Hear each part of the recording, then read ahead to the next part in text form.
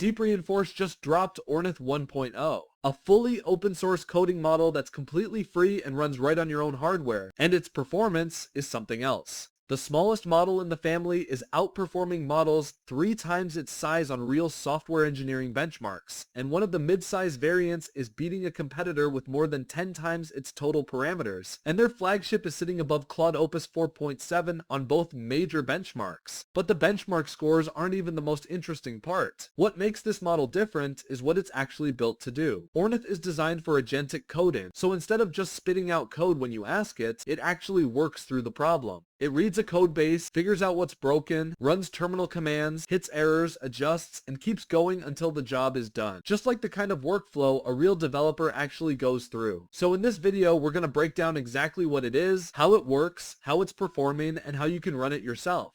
So, similar to the Gemma 4 release, Ornith 1.0 comes in 4 sizes, 9B, 31B, 35B, and 397B, and each one is built with a different use case in mind. Starting with the smaller two, the 9B and 31B are what's called dense models, which just means all of their parameters are active for every single task, making them super clean and straightforward to deploy. The 9B in particular is the lightweight option of the family, built to run on modest hardware, but despite its size, it's managing to beat models like Gemma 431B on benchmarks, which is a model 3 times its size. From there, the 31B steps it up a notch. It's more capable, still totally reasonable to run locally, and sits as the perfect general purpose option for most coding tasks. Then you've got the 35B and 397B, which are Mo or mixture of experts models. Instead of burning compute on all 35 billion parameters for every single token, the 35B only fires up about 3 billion at a time. So you get massive model capacity, but it runs way faster and leaner on your VRAM. Then at the very top, the 397B is the flagship, and this is the one straight up going to war with the big closed models. All 4 models are built on top of Gemma 4 and Qwen 3.5 under the MIT license. They're all reasoning models, and they come with a 256K context window. Now, before we get into the benchmarks, there is something interesting about this model that's just as amazing as its performance or its capability. So you probably know about this, but most AI coding models are trained using what's called a scaffold or game plan. Basically, it's just a structured set of rules that humans design beforehand. Someone on the team decides exactly how the model should approach problems, how it handles errors, or how it searches for solutions, and the model just trains against that. It's totally fixed, and it stays the same the entire time.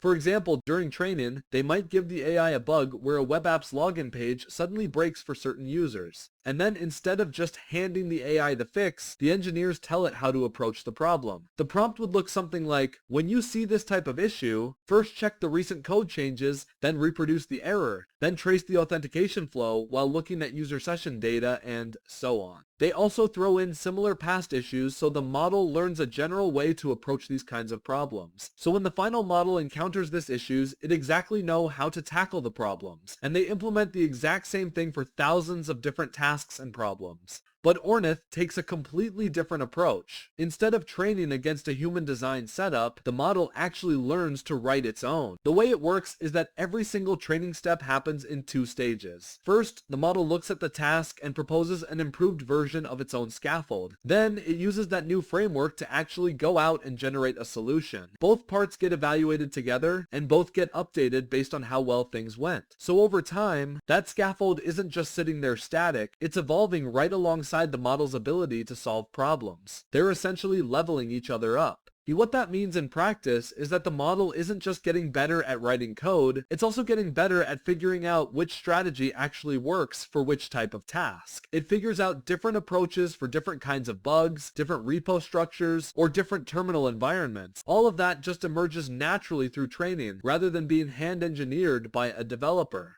Now, the obvious issue with letting a model write its own training rules is that it can easily learn to game the system. It can find cheap shortcuts that look good on paper without actually solving the problem. DeepReinforce clearly thought about that though, because they built 3 separate layers of protection to stop it. First, there's a fixed boundary. The environment, the tools, and the test setup are completely locked down. The model can only tweak its inner logic, nothing outside of it. Second, there's a deterministic monitor that instantly flags anything suspicious. If the model tries to access hidden test files or tamper with the verification process, that run gets thrown out entirely and scores a 0. And third, they have a frozen judge model sitting on top of everything as a final veto. Even if a solution technically passes the test, if the judge flags it as a shortcut, it simply doesn't count. count. It's 3 completely independent layers, each one there to catch whatever the last one missed.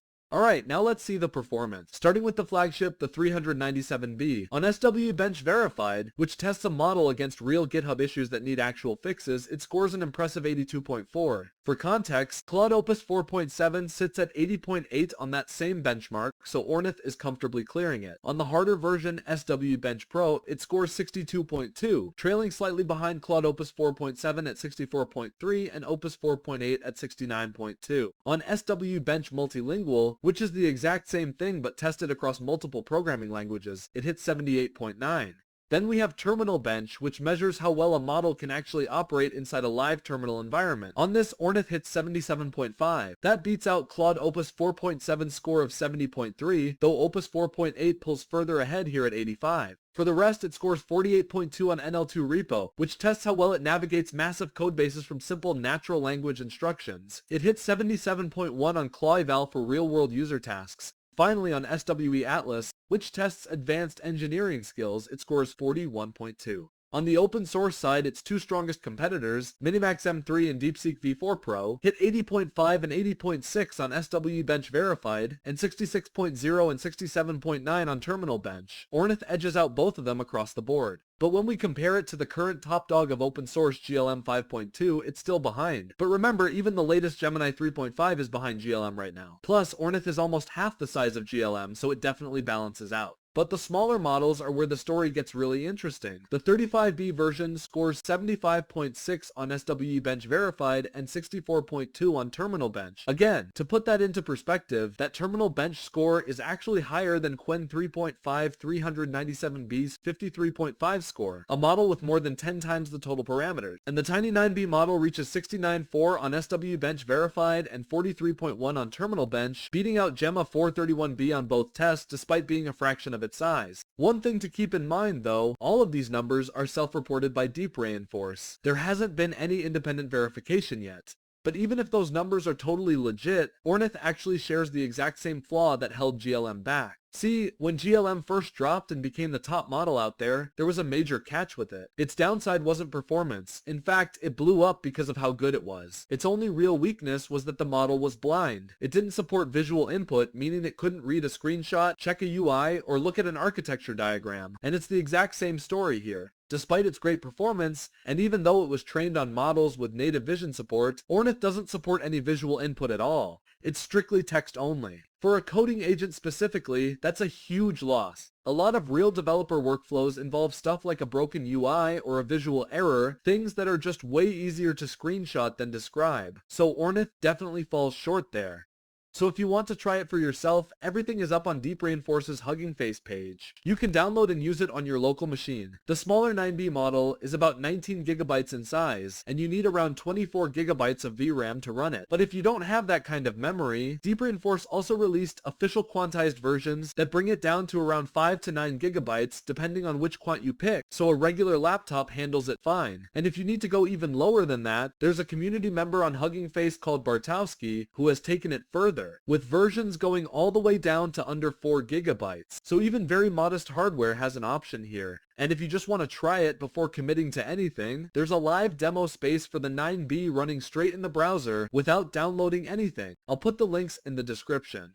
The 35B is much larger. Its total size is about 70 gigabytes, and you need around 80 gigabytes of VRAM or 128 gigabytes of unified memory, which is way beyond what most consumer GPUs have, but there's a quantized version for this too. The official one brings it down to around 21 gigabytes at Q4, which a 24 gigabyte GPU like an RTX 3090 or 4090 can handle, and if even that's too much, Bartowski has versions going all the way down to under 10 gigabytes, so technically even a 12 gigabyte GPU can run the 35B in its most compressed form. The last and the final boss version is about 800 gigabytes in size, and to even load it into memory for inference, you need roughly 865 gigabytes of VRAM. So it's beyond any of our league. But if you do have access to serious infrastructure, there is an FP8 version available that cuts the memory requirement roughly in half. That still means a multi-GPU server setup, but it's the only quantized option for this one. There's no GGUF for the 397B, so unlike the smaller models, there's no way to compress it down to consumer hardware at any level. One thing also, the 31B version I mentioned earlier hasn't actually been released yet. It's listed on their page, but the weights were never uploaded. I'll drop a quick short when it comes out, so check my shorts for that. Anyway, all the links are in the description. The Hugging Face page, the quantized versions, the demo space, everything. And that's pretty much the full story on Ornith. Hopefully this gave you a solid breakdown of what to expect. If you found the video helpful, definitely drop a like and subscribe to the channel. It really helps out a lot. Thank you for watching this far, and I'll see you in the next one.